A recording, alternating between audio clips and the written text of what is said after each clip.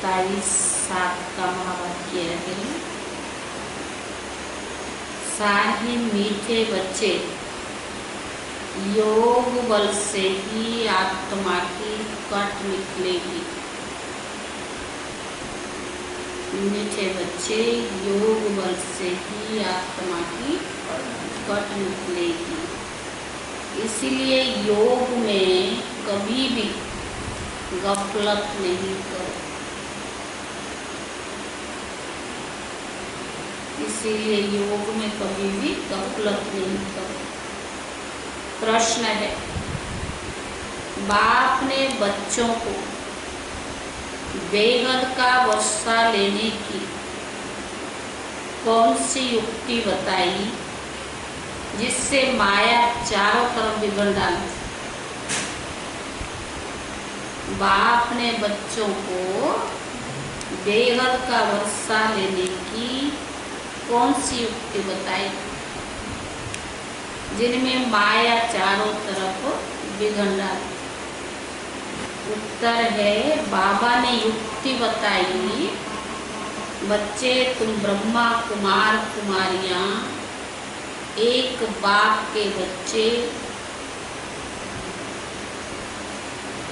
आपस में भाई बहन।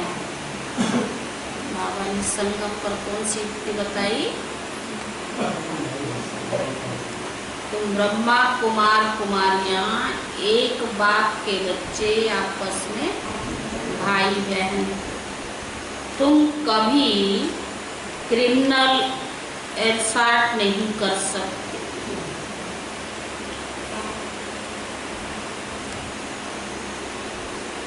भाई बहन विकार में नहीं जा सकते।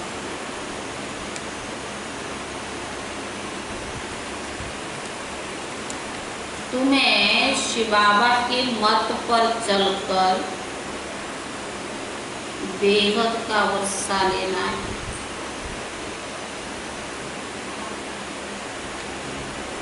परंतु माया कम नहीं। तुम्हें शिव बाबा की मत पर चलकर बेहद का वर्षा लेना है, परंतु माया कम नहीं। चारों तरफ इसमें ही बिगड़ डालती।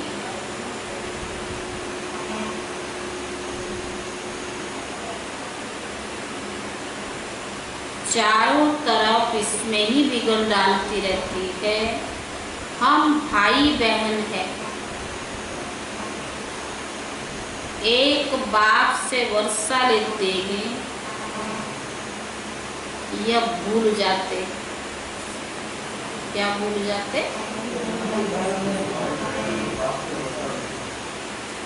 गीत है, तुम्हें पाके हमने जहां पा लिया।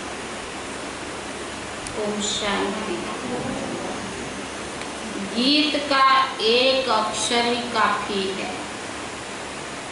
बच्चे जानते हैं बेहद के बाप से बेहद का वर्षा मिलता है और कलप कलप मिलता है, और 5000 वर्ष के बाद बाबा से वर्षा मिलता है। यह भी बच्चे जानते हैं कि बेहद का वर्षा बराबर भारत को मिला था, अब वो नहीं है, फिर मिल रहा है। देखते हो अभी स्वर्ग का वर्षा नहीं है, रावण द्वारा नरक का श्राप मिल रहा है। श्राप से मनुष्य दुखी होते हैं, बर अर्थात वर्षे से सुखी होते हैं। अब ब्राह्मण बच्चे जानते हैं वह है बेहद का निराकार बाप, और प्रजापिता ब्रह्मा है बेहद का साकार बाप। बेहद के साकार बाप प्रजापिता ब्रह्मा के बिगर और कोई होता नहीं। भले गांधी को बापूजी कहते थे, परंतु कायदे से सारी सृष्टि का बापूजी तो हो ना सके। सारी निराकारी वर्ल्ड का बापूजी तो शिव बाबा है। अभी तुम बच्चे जानते हो हम शिव बाबा के बने हैं और शिव बाबा ने हम आकर हमको अपना बनाया है स्वर्ग का वर्षा देने के लिए। मधुबन किसके लिए? शिव बाबा से मिलने के लिए, परंतु वह निराकार है, सिर्फ शिव बाबा कहने से समझेंगे नहीं। इसीलिए कहा जाता है बाप और दादा। तो बाबा ने कहा शिव बाबा और ब्रह्मा दादा, दादा का नाम अलग है और बाप का नाम भी अलग है। वह निराकार बाप एक ही है, सबका दादा भी है। सब बच्चों का बाप दादा से ही वर्षा मिलता जरूर है। बेहद के बाप से सबको वर्षा मिलता है। वह बाप की सबका दुख करता सुख करता है। बेहद का बाबा है, वो सबका दुख करता सुख करता भी है। सतयुग में कोई भी मनुष्य दुखी कभी हो ना सके। नाम है स्वर्ग, वह हेवन स्थापन करने वाला गॉडफादर। भारत सबसे पुराना है तो जरूर सबसे नया था, तो अभी सबसे पुराना हुआ है। सतयुग कलयुग भारत को ही कहा जाता है, बराबर ये भारत भी स्वर्ग था। यह लक्ष्मी नारायण राज्य करते थे, यह सदैव बुद्धि में है। अभी तुम लक्ष्मी नारायण के मंदिर में जाएंगे तो बुद्धि में आएगा कि इन वर्षा कैसे मिला है, यह पूज्य कैसे बने हैं और इन्होंने कब राज्य किया है, किस द्वारा राज्य पाया, कब मिला, कब किया, किस द्वारा पाया, वह सारा बुद्धि में आ जाएगा। आगे लक्ष्मी नारायण के मंदिर में जाते थे, माला भी फेंकते थे, ऑक्यूपेशन का कुछ पता ही नहीं था। अभी सिर्फ तुम्हारी बुद्धि में है, सो भी नंबरवार पुरुषार्थ अनुसार तुम अभी लक्ष्मी नारायण के मंदिर में जाकर खड़े, युग तो कलयुग में ही चलेगा और सदैव कलयुग कैसा चलेगा। बाबा ने तो वो कहता था कलयुग तो कलयुग में ही रहेगा, तो अरे सदैव कलयुग कैसे चलेगा? अरे कलयुग कोई अच्छा है क्या? समझते थोड़ी है, सिर्फ भावना है, औरों को भी ले आते हैं। उनको तीर नहीं लगता, औरों को ले आने वाले तीर लग जाए तो भी कुछ ना कुछ दलाली मिल जाएगी। माना खुद नहीं चलते हैं और चलते भी है तो पूरा निश्चय नहीं है। दूसरों को ले आते, उससे भी तीर लगता, फीका चला जाता है। ले आने को थोड़ा बहुत तो मिलेगा ना शेयर। हम स्वर्ग में आ जाएंगे, बाप से थोड़ा भी आकर सुनते हैं तो स्वर्ग में जरूर चले जाएंगे। फिर भी हेवनली गॉड फादर के सामने आकर बैठे तो है ना, निश्चय कम है, माने या ना माने, लेकिन आए तो सही ना, तो व्यर्थ तो नहीं जाएगा। बाबा समझाते में सबका बाप होना, कोई माने नहीं कि शिव बाबा कैसे आएगा।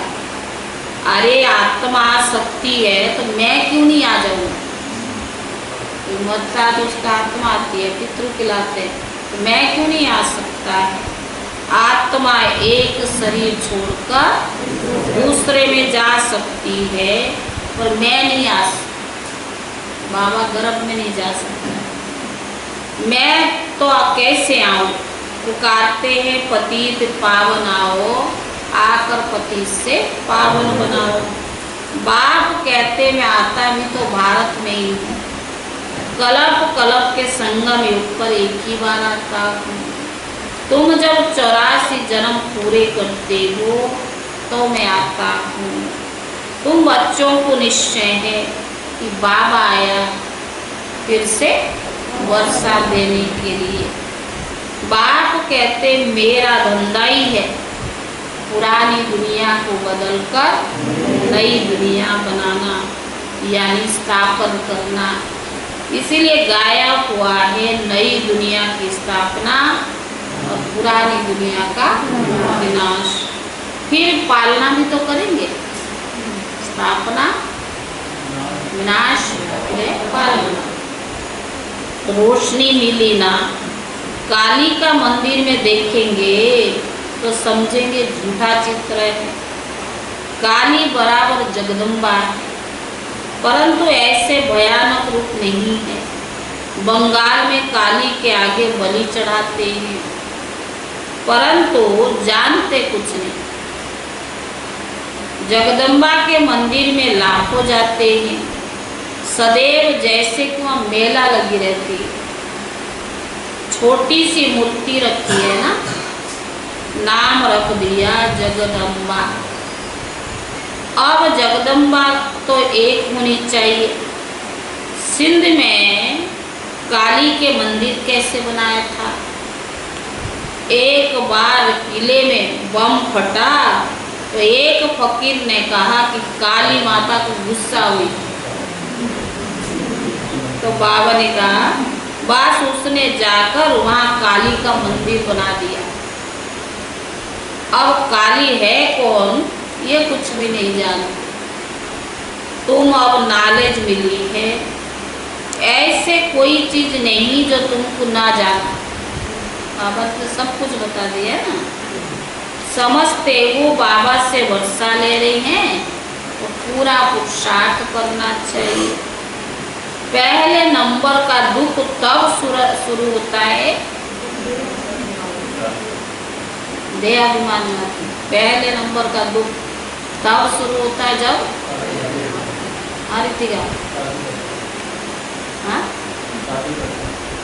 जब कुमार कुमारी शादी करते हैं। तुम्हें तो शादी करने का कभी ख्याल भी नहीं आना चाहिए। अब बाप कहते ये रावण राज्य खत्म होना है, ये भिखारी घर ग्रस्त व्यवहार है। देवी देवताओं के लिए गाते हैं, ये किसको पता नहीं इन देवी देवताओं को निर्विकारी बनाने वाला कौन है।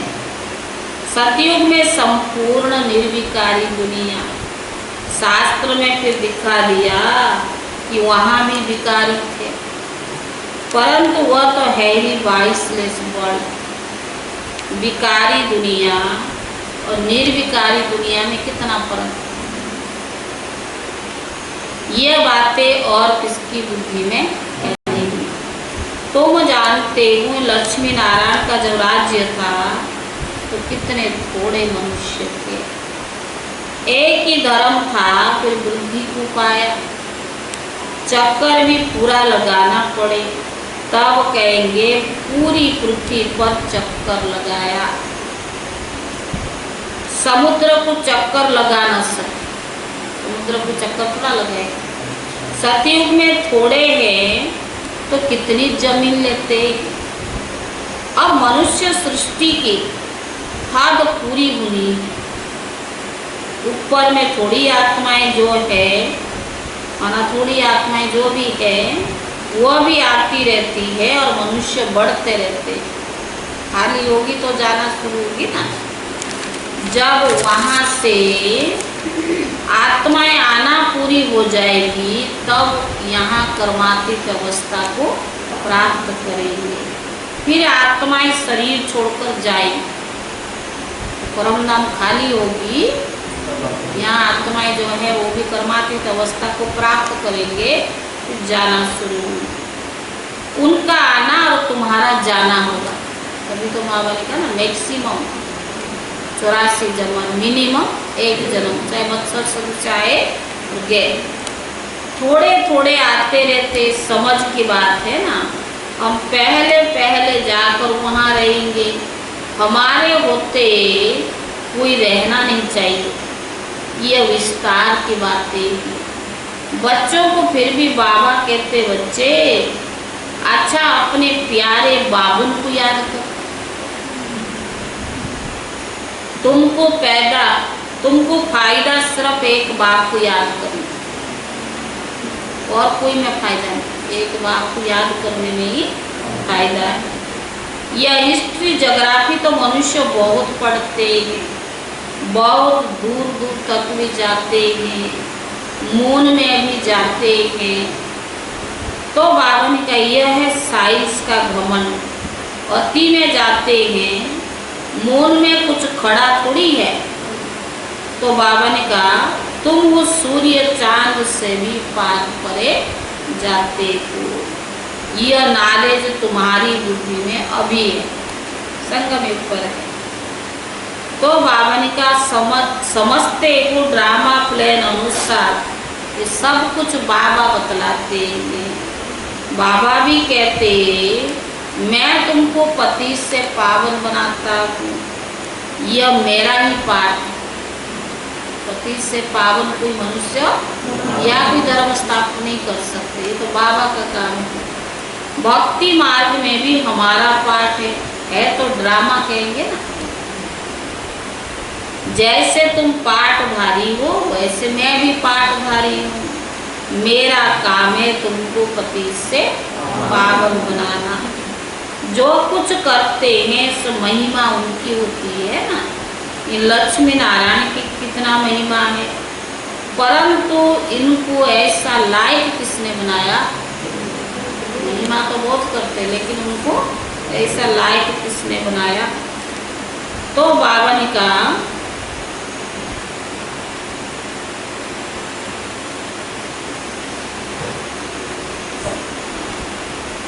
यह सुख धाम के मालिक थे, अभी तो अनेक प्रकार के कितने दुख है। आज कोई मरा, झगड़ा हुआ, भले किसके पास लाख करोड़ पदम है, परंतु अगर कोई बीमारी आदि आ जाती तो क्या कहेंगे ना? बिरला के पास कितने पैसे हैं, एक जन्म में पैसा देखने में आता है, परंतु ऐसा कोई नहीं जिसको दुख ना। जरूरी नहीं कि पैसा होने से ही सारी सुख पर्यावर्त होता है, लेकिन शरीर का दुख भी उससे ज़्यादा है, मन का दुख उससे भी ज़्यादा है। तो बाबा ने कहा किसी ना किसी प्रकार का दुख तो सभी को होता है। अभी तो है पैसे आदि, अभी तो ये पैसे आदि सब कुछ मिट्टी में मिल जाना। अच्छा मीठे मीठे सिकीले दे बच्चों प्रति माता पिता बाप दादा का याद प्यार और गुड मॉर्निंग। रूहानी बाप की रूहानी बच्चों को नमस्ते। रूहानी बच्चों की तरफ से रूहानी बाप दादा को याद प्यार और नमस्ते। धारणा के लिए मुख्य सार। पहला है कर्मातीत अवस्था को प्राप्त कर वापस घर जाना है। कर्मातीत अवस्था को प्राप्त कर वापस घर जाना है, परंतु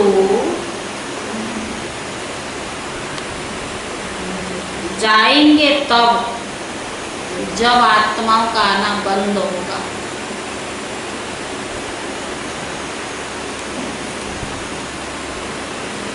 इस विस्तार को बुद्धि में रख, एक बाबुल को प्यार से याद करना। इस विस्तार को बुद्धि में रख, बाबुल को प्यार से याद करना। दूसरा, ज्ञान की रोशनी मिली है, इसीलिए निश्चय बुद्धिवत बाप से पूरा वर्षा लेना।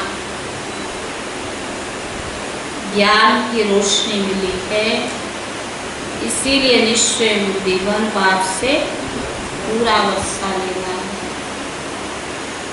कहाँ भी रहते याद के बल से आत्मा को तम प्रधान से सतो प्रधान बनाने की पुरुषार्थ करना है। कहाँ भी रहते आत्मा को तम प्रधान से सतो प्रधान बनाने का पुरुषार्थ करना है।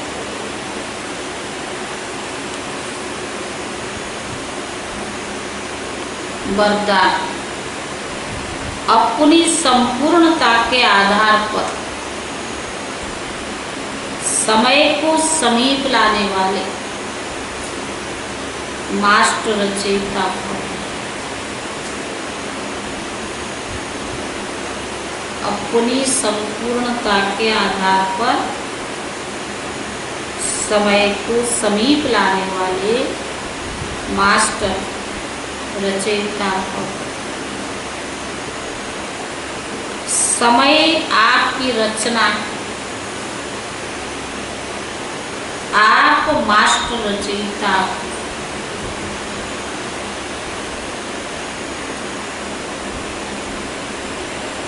रचयिता रचना के आधार पर नहीं होते।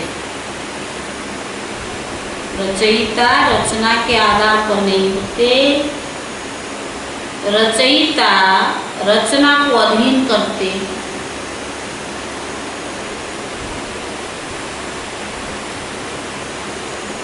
इसलिए यह कभी नहीं सोचो कि समय आप पे संपूर्ण बना देगा। पुरुषार्थ करना पड़ेगा।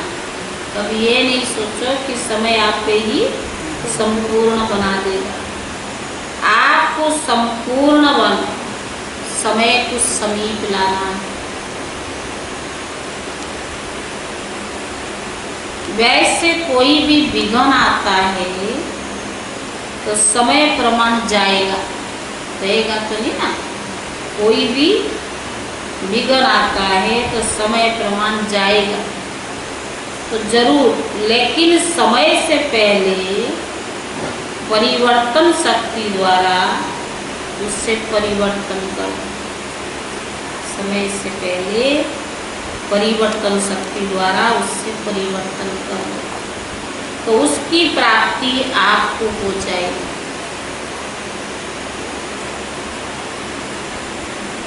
समय के आधार पर किया तो उसकी प्राप्ति आपको नहीं होगी, तो समय को मिलेगा ना। समय के आधार पर परिवर्तन किया तो उसकी प्राप्ति आपको नहीं मिलेगी। स्लोगन, कर्म और योग का बैलेंस रखने वाले ही सच्चे कर्मयोगी। कर्म और योग का बैलेंस रखने वाले ही सच्चे कर्मयोगी। ओम शांति। आओ।